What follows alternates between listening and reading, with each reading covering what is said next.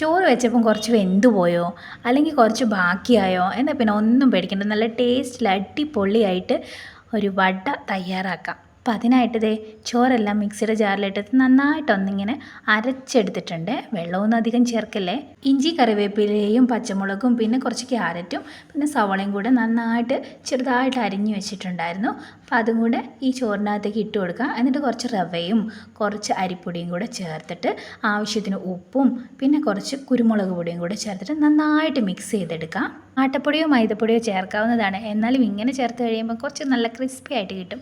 അപ്പം തന്നെ ഉണ്ടാക്കിയെടുക്കാനാണെങ്കിൽ മാത്രം വെജിറ്റബിൾസ് ചേർക്കുക. അല്ലാതെ ആ സവോളയൊക്കെ അതിൽ കിടന്നിട്ട് പിന്നെ കുറച്ച് വെള്ളം ഇങ്ങനെ ഇറങ്ങും. അപ്പോൾ എനിക്കങ്ങനെ അബദ്ധം പറ്റിയിട്ടുണ്ട്, നിങ്ങൾക്ക് അങ്ങനെ അബദ്ധം പറ്റാതെ സൂക്ഷിക്കുക. അതിൻ്റെ കൂടെ ഒരു കിടിലൻ ചട്നിയും കൂടെ ഉണ്ടായാൽ മതി.